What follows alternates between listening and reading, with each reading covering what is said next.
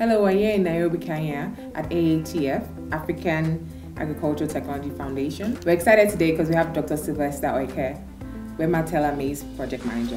Welcome to the program. Thank you for having me here. Dr. Oikeh, can you tell us a little bit about your experience before you got to AATF? Okay. Like a little background information. Okay. I started my education several years ago. Let's say I got my BA Agriculture from famous University of Nigeria. We used to say the only university in Nigeria and others in those days. I got my BA Agriculture in horticulture, specializing in horticulture. After that, I went back to UNN, University of Nigeria, Nsukka, for my master's degree in vegetable crop science. While there, I suspended the program for 1 year to take a postgraduate diploma in irrigation engineering with Katholieke Universiteit in Belgium, Leuven, Belgium. After that, I came back to complete my master's degree in UNN. Then in 1990, I was fortunate to get a job with IITA, the International Institute of Tropical Agriculture Research Associate. Then I was working with scientists, and I was based in northern Nigeria, probably because of my knowledge of the Hausa language. So I coordinated with my team projects for IITA, mostly focusing on using legumes to control insect pests, to control strigas weed, and also to use it to enhance the nutrients in the soil through nitrogen fixation, mostly using legumes like soybean. Actually, I was among the team that introduced soybean agronomy in northern Nigeria.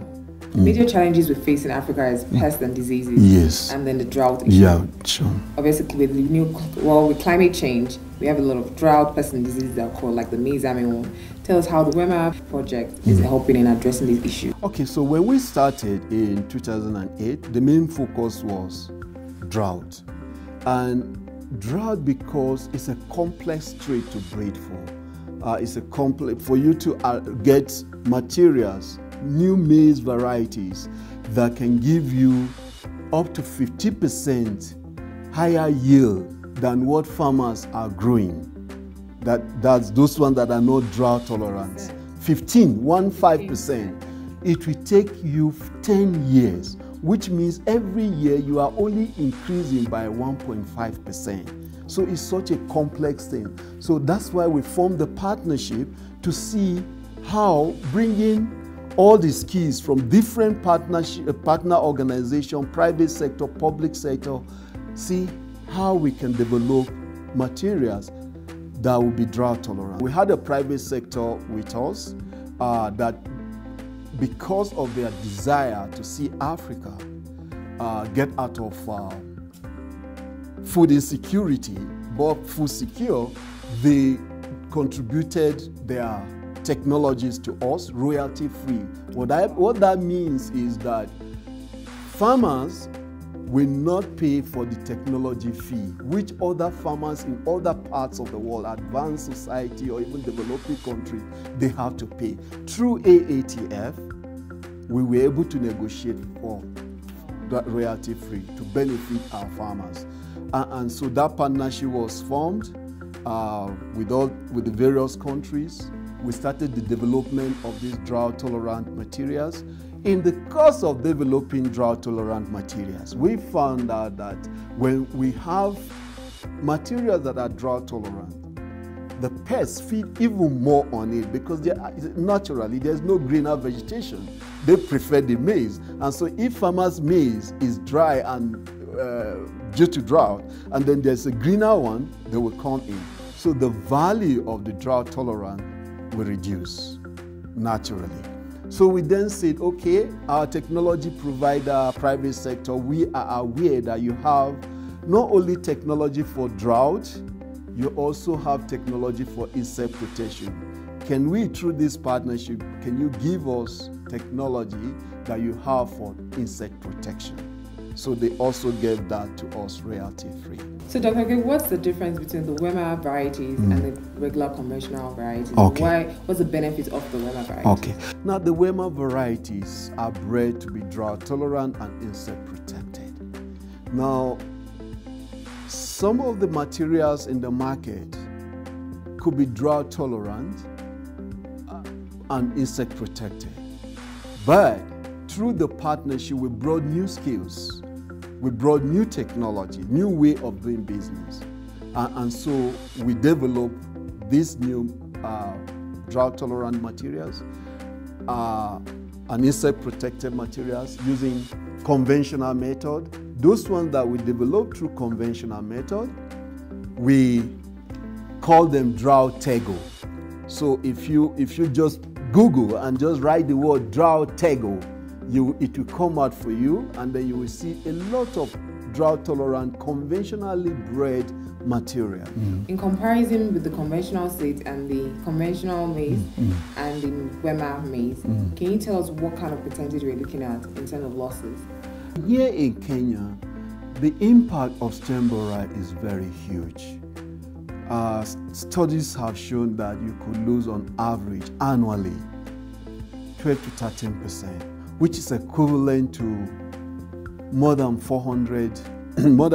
90 million US dollar equivalent, or 400 metric tons annually being lost. It's huge amount of money. That 400,000 tons that is being lost annually, coincidentally is equivalent to the amount of money that the government uses to import maize into the country. It means that if you can solve the problem, even just half the problem of this pest, you could save a lot of foreign exchange. Now, through the WEMA partnership, we have developed conventionally drought-tolerant material, which I said are called drought-tego. And farmers have been growing them since 2013.